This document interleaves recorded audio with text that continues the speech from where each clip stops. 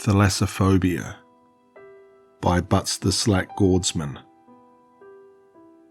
Sophia darted her head in all directions to try and find someone who could help her. However, there was nobody in sight and only deep blue waters as far as the eye could see.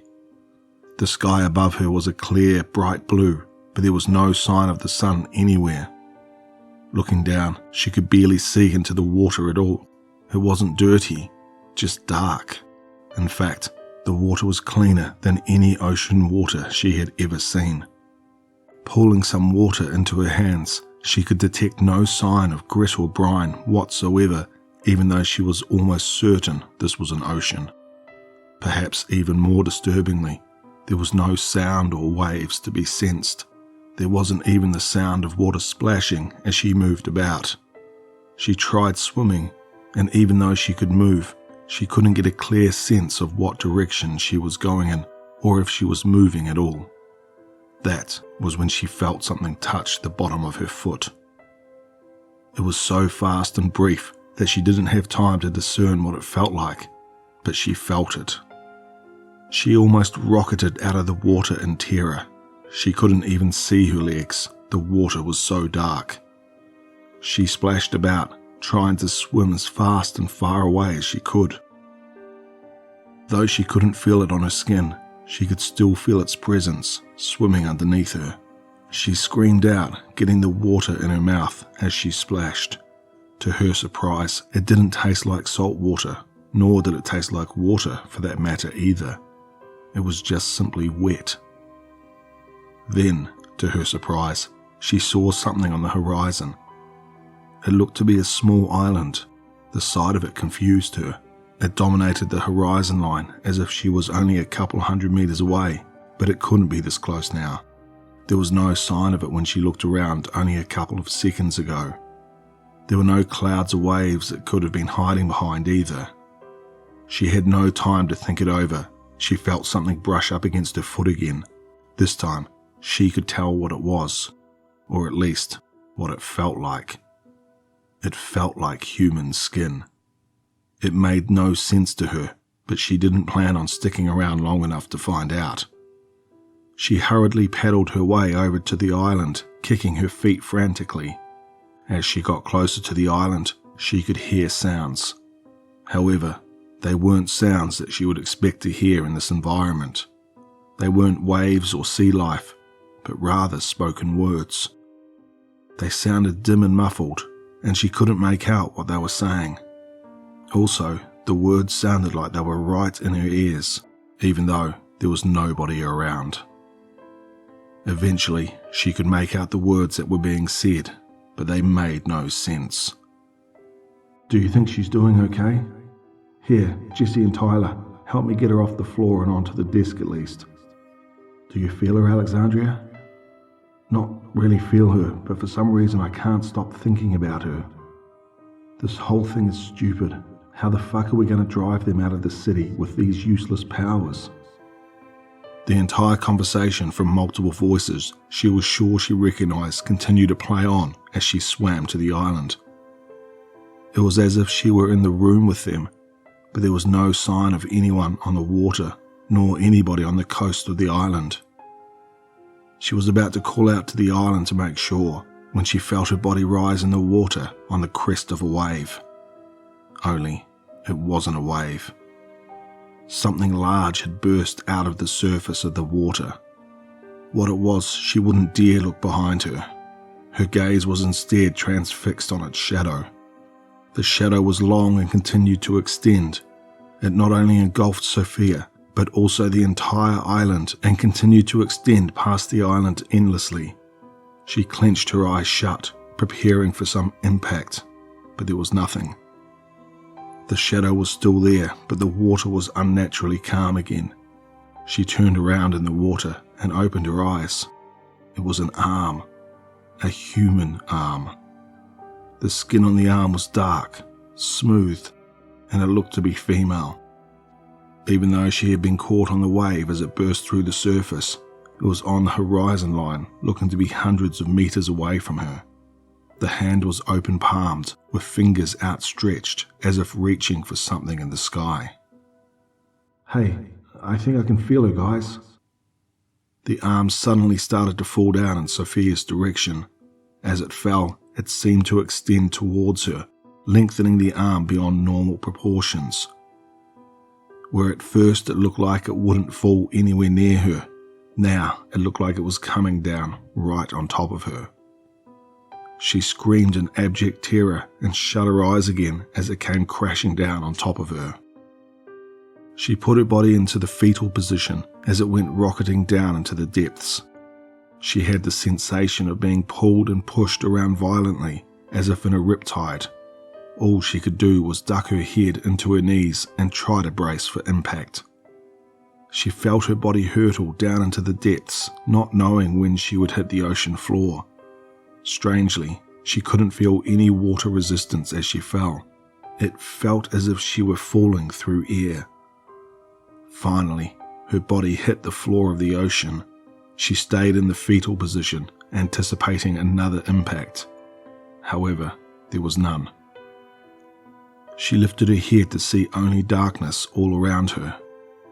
There was a faint light illuminating her body, as if it were emanating from it. However, the faint glow only emitted a couple of inches in front of her. She uncurled her body and turned around in every direction, scanning for any signs of life. It was at this time that she realized she wasn't choking in the water. It wasn't that she couldn't breathe underwater, she just simply didn't need to breathe. Strangely, she felt that the ground beneath her feet was soft. Looking down, she saw that the ocean floor didn't resemble any ocean floor she had ever seen. It wasn't made of sand or silt like one would expect.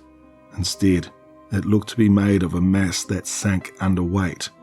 Upon closer inspection, she saw veins crossing across the floor like it was made of flesh. Transfixed by the sight, she bent down and placed her hand on the surface. The moment she did, she felt the ground writhe beneath her. At the same time, the ground started to illuminate in a faint white glow in all directions. The glow and activity remained even as she released her hands. That was when she felt the presence again behind her. It was impossibly large, and she could sense its presence even though she couldn't see it. She was nothing but an ant to whatever it was. In terror, she swam in the opposite direction from it. Her body propelled itself faster than any human could swim, but it didn't feel like it was enough. The presence was still there. As she looked behind her for any trace of what was after her, her body collided with a wall. It wasn't made out of rock, but again, felt like it was made of flesh. Not even bothering to look at what it was, she sped off in another direction. However, she collided with the fleshy wall again after only a couple of seconds. Over and over again, she sped off in different directions, only to be met by the same wall. To her horror, the distance between the walls was shrinking, as if they were closing in on her. It was then that she finally took a look at the wall illuminated by her faint glow. The wall was ridged with deep wrinkles crisscrossing all along it. Fingerprints, she thought, as she realized that she was trapped between cupped hands. Suddenly, her body was swept off the ground in a current as the gigantic hands completed the trap and cupped her against the palms. As she settled down, she was now resting on the hands. Before she could escape, they rose upwards with such forces that she was pressed against the palms by the force. The glow that they had been emitting from the ground disappeared as she rocketed upwards, leaving her in complete darkness again. Then, just as she started moving, she came to a halt. The cupped palms opened up, but no light was present still, with her glow being the only source of light. She felt the presence was right in front of her. Then she felt it start to close again.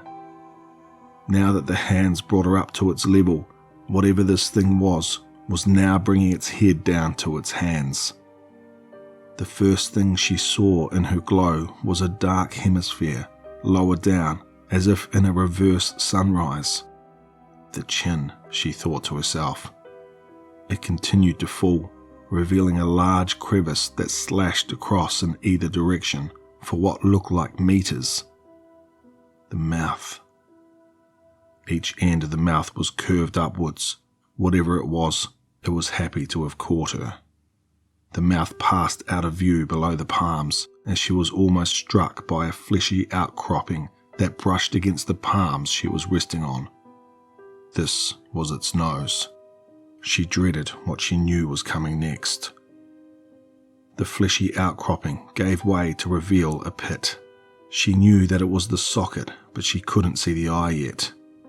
As it bent closer, she was flung back by a wave of water pressure as it blinked. As the water cleared, she looked up and was shocked to see herself. After a couple of seconds, she realized that she was looking at her reflection. Backing up, she knew that its eye was looking at her. She felt a sense of vulnerability, as if it could see within her. That was when she felt the ground tilt underneath her. She was flung to the ground as the palms were tilting upwards to the pupil of the eye. She tried to swim out of the way, but she could no longer move. The pupil was expanding as she slid closer to it. In desperation, she tried clinging to the ground, but there was nothing to grip onto. There was a split second as the palms lifted to their zenith, and then she fell into the abyss of its eye.